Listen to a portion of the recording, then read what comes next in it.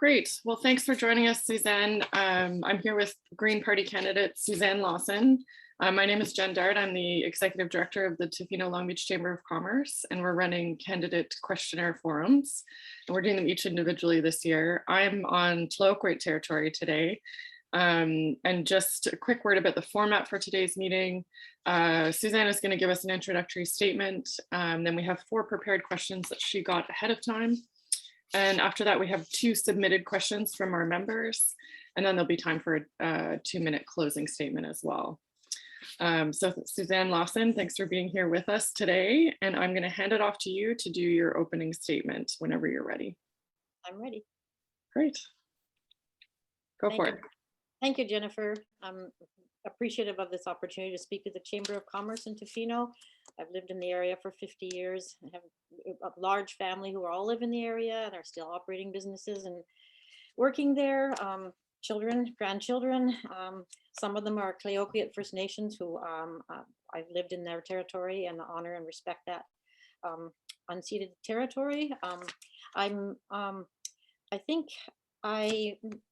It was a very difficult winter for people last winter. And I think in February, Enemy Paul put out a notice saying it's time to run. And I thought, you know, what can I do to show this planet that I care?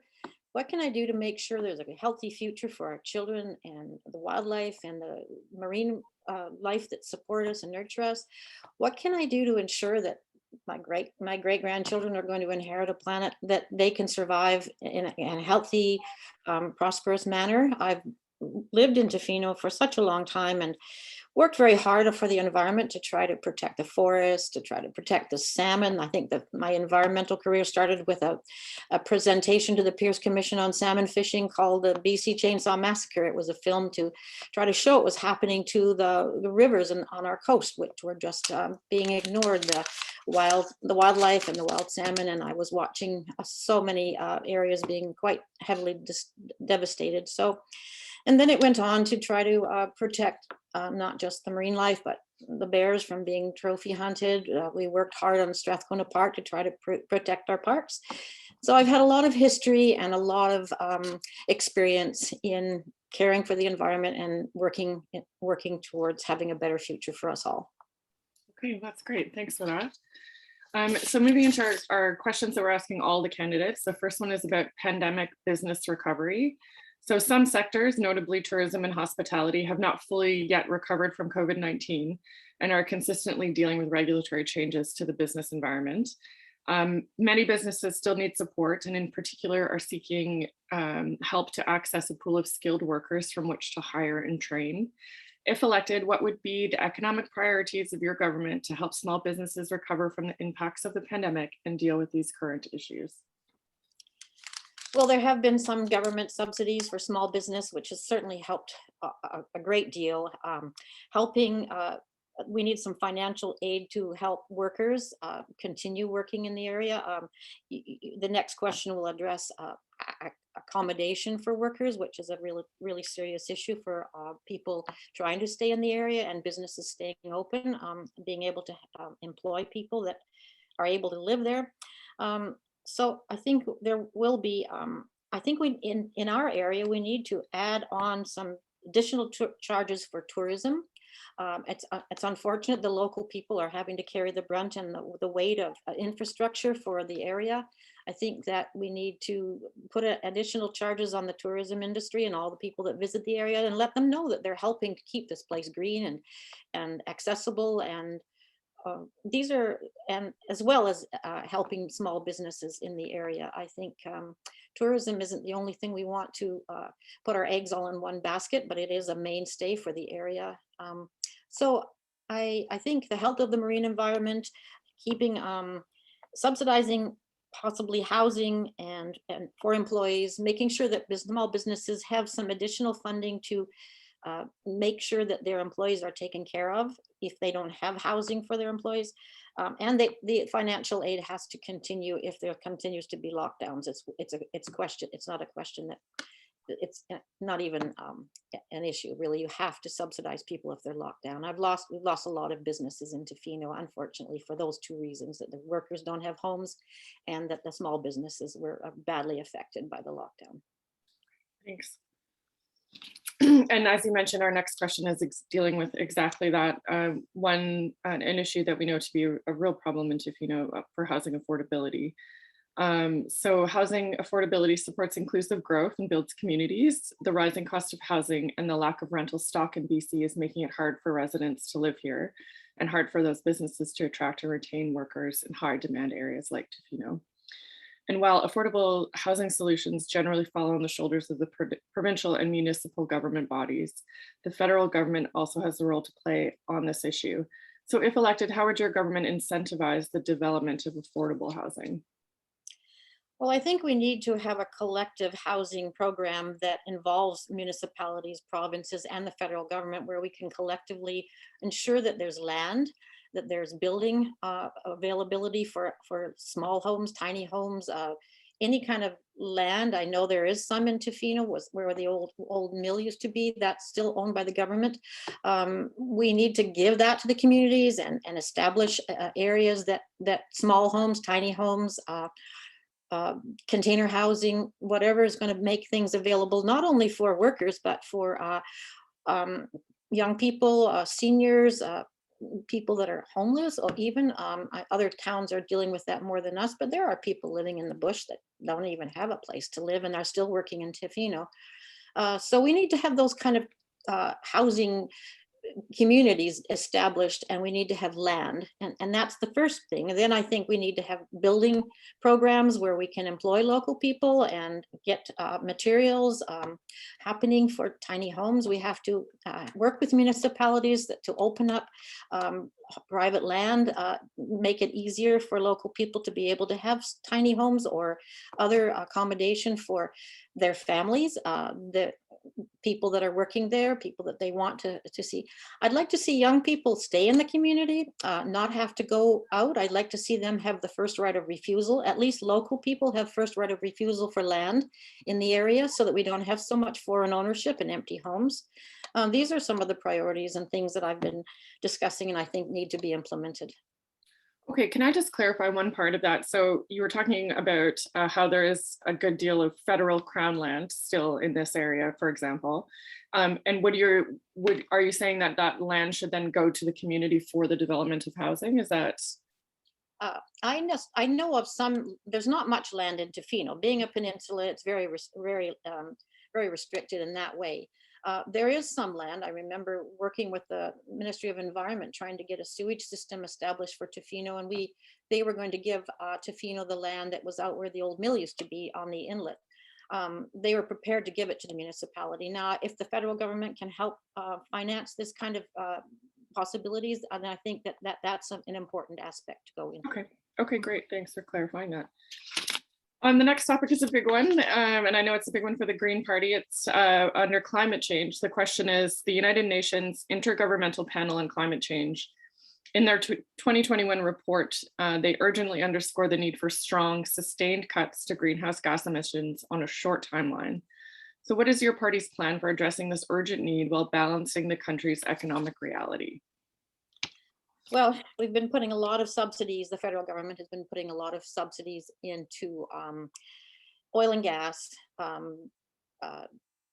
things that are not really sustaining us. We're going deeply into debt to support programs that are not looking long-term down the future. I think that the United Nations report has basically been a really important Kickstarter to waking up. We can't, that we cannot continue down this trajectory. We have to make change. And I'm looking at countries that are actually doing that. People actually stopping deforestation, stopping building dams. Oxygen is the common denominator for life. It's where it gives us health and a future. We need to, free flowing water is a great source of oxygen. Our marine environment is a great source of oxygen, and so are our forests, and all those need to be taken care of. They are carbon sequestering as well as giving off oxygen.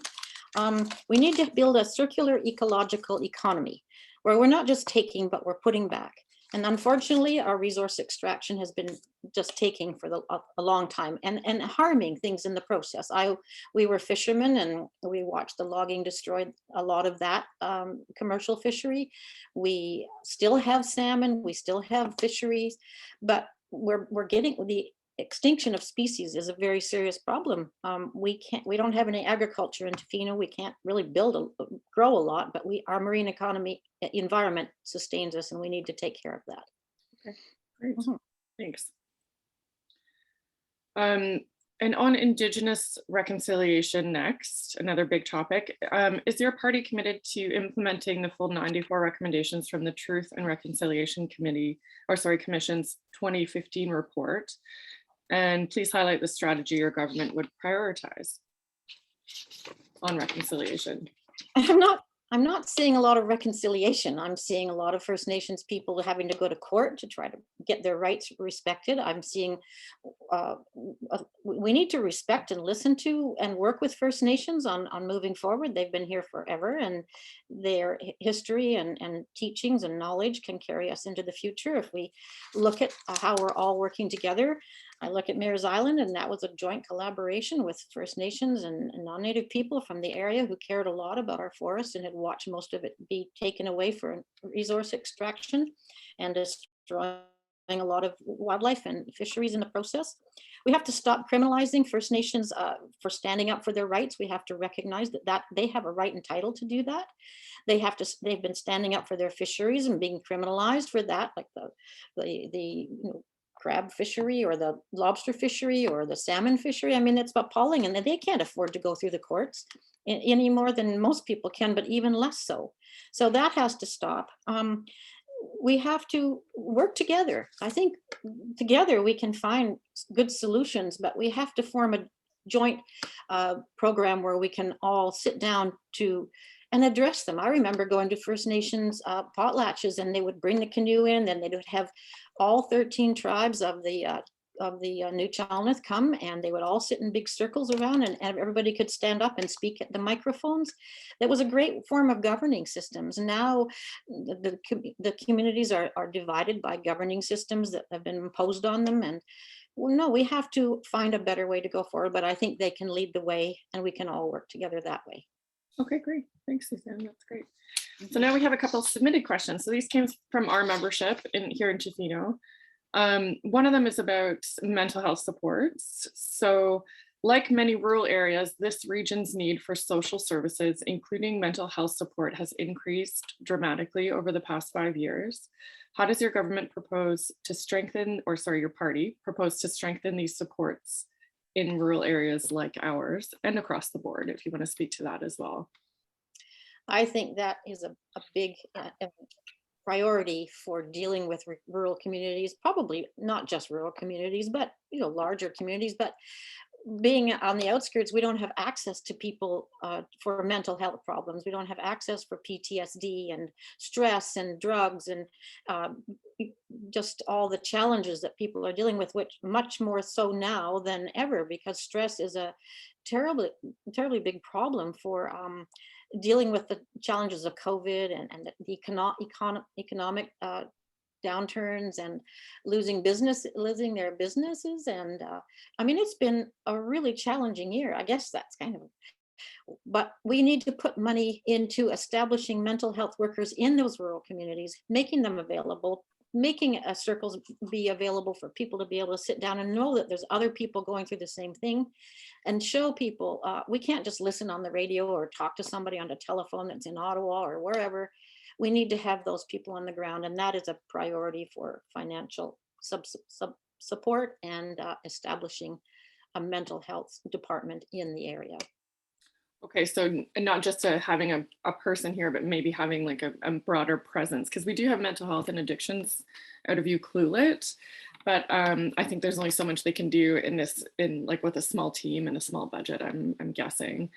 So maybe expanding that is what you're thinking? It's a much broader picture than alcohol and drug consumption. It's stress. And we need to have basically circles of people that are guided by professionals that can come in and say, we need to sit down and you need to come in with these people because we're all dealing with it, whether it's alcohol or whether it's PTSD or loss of jobs and maybe like an inclusive community program that would build on that. Okay, that's great. And then the last one that we had submitted to us is about living affordability. So this was an interesting question. The majority of Canadians polled leading up to this election said that the cost of living affordability is a major concern for them. So how does the Green Agenda address cost of living for Canadians? Well, I think that the Green Party has put a proposal forward for an annual allowable income support for that. I'm still, looking at that whole thing idea. It would be like a pension, but it would be for people because right now CERB is supporting people, and a lot of people are we kind of lost some workers in that process, and we need to have a general overall picture so that, and I think, I'm not sure about caps on resale of house, but I certainly know that we need to get our real estate programs into some accountability where I think bidding wars should be outlawed, that housing should not be allowed to just go sky high because somebody in a foreign country has enough money to buy us out and turn it over next week for another $1 million or whatever. I mean, it's hurting Tofino as one of the most pressing problems I've ever seen. We don't have a lot of room for building homes, but what room we do have, I would like to see that taken into account and set aside. I remember long ago with Ucluelet, the town put land up available for sale for local people, and the prices were really reasonable. And we need to do that more for our local people, and they should be able to have the first right of refusal on that and be able to have a future for our young people, our workers, seniors, and homeless people. Yeah, it's a big topic, and I know that the Green Agenda didn't have all the, like, are the ideas all fleshed out in that platform now for you guys, or are you still waiting on some information?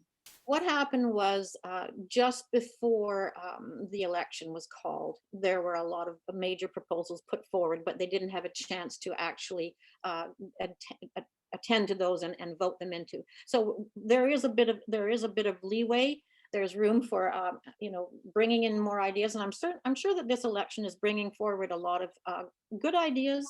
I was listening to a lot of people who are homeless and women who have no shelter, young people who can't afford to buy. I mean, these are serious issues that Tofino is going to have to tackle, but I think Tofino needs subsidized protection for its local people to move forward on all those issues. Otherwise, we're not going to have an economy. Empty homes is just not the way to go. Yeah, and I mean, we've all seen the free market and what it can do and what it can't do. So especially in an area like this, you're absolutely right. And I would say the whole coast. Well, that's all the questions that we had, Susanne. Thanks so much. We have 2 more minutes for you if you wanted to do a closing statement. Maybe there was something that we didn't cover that you wanted to mention, or I will let you have the floor. So anytime you're ready. Thank you. Well, I think, being having the road being worked on for so, and being able to go back and forth, it's been a challenge for people. It hasn't kept people away, that's for sure, because it's been a really busy summer, but it also is a factor in food security for the area. We don't have agriculture. We do have marine resources, which I think very much need to be protected and enhanced. And I think that anything that is a detriment to our marine environment, whether it be sewage or whether it be fish farms or whether it be any kind of polluting industry that is harming our waters and our wild marine sources of food, have to be really examined, and they really do have to be made accountable for what's happening. Putting our eggs into the tourism basket is not necessarily the answer. If the road access to food is an issue, is going to become even a bigger issue for people around the world, transportation wise, and the Alberni Valley is a great source of food, but and it could be a production area for Vancouver Island. I really think that Tofino needs to protect their marine environment, not only just for food, but I mean, it's such a pleasure to be able to see that. I think the killer whales and the wild salmon jumping right now, and these are things that give us happiness and joy. And I have to say, the wild salmon and the killer whales are an indicator species of the health of our marine environment, and they're not doing well. And if they don't do well, we don't do well. And the health of one is the healing of all. And we have to remember that everything's connected, and what we do to one, we do to all. And if we want a better future, we have to look and care for everything with the common denominator of what harm are we doing to anything in the actions we take. We have to look a long way down the road. It used to be 7 generations for First Nations. Now we can't do things for short-term profit. We have to look at long-term effects. Great. Mhm. Well, thank you for that. And thanks for engaging with us on this forum. I know it's not ideal, but it's better than nothing. So we'll go with it. And best of luck to you in with the rest of the election. Yeah, and thanks again. It's nice to see some local faces on the ticket. So that's really great. Thank you so much, Jennifer. And Okay. thanks for the opportunity. Okay, Take care. bye.